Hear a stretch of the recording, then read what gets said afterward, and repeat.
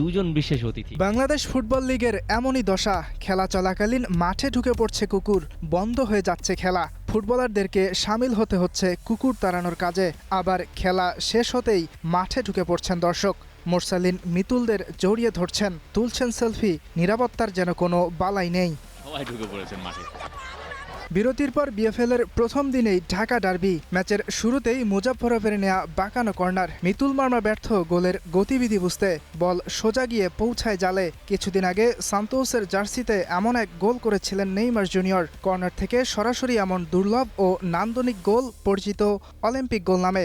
1924 সালে আর্জেন্টিনার caesar ওনজারি Olympic champion উরুগুয়ের বিপক্ষে কর্নার থেকে সরাসরি গোল করে প্রথম রেকর্ড করেন। সেখান থেকেই নামটির উৎপত্তি। তবে উজবেক মিডফিল্ডারের অলিম্পিক গোলের লিড খুব বেশিক্ষণ স্থায়ী হয়নি।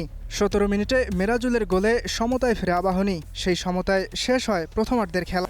দ্বিতীয়ার্ধে বল ক্লিয়ার করতে গিয়ে মিতুল মার্মার সঙ্গে ভয়াবহ সংঘর্ষ হয় মুরাদের। সতীর্থের কাছ থেকে আঘাত পেয়ে অ্যাম্বুলেন্সে করে মাঠ ছাড়তে হয় মুরাদকে। 65 মিনিটে এগিয়ে যায় আবাহনী। ধানমন্ডির ক্লাবটিকে লিড এনে দেন সুলেমান দিয়াবাতে। সাবেক মোহামেডান তারকার এই গোলেই মোহামেডানকে হারিয়ে প্রতিশোধ নেয় আবাহনী। চলতি মৌসুমের প্রথম দেখায় চিরপ্রতিদ্বন্দ্বীদের সাথে 3-2 গোলে হেরেছিল আকাশী নীলরা। এই জয়ে ফোর্টিসকে টপকে টেবিলের 2 নম্বরে উঠে এসেছে আবাহনী। 12 ম্যাচে তাদের পয়েন্ট 22। এক ম্যাচ কম খেলে 24 পয়েন্ট নিয়ে শীর্ষে বসুন্ধরা কিংস। 21 পয়েন্ট নিয়ে 3-এ নেমে গেছে ফোর্টিস এফসি।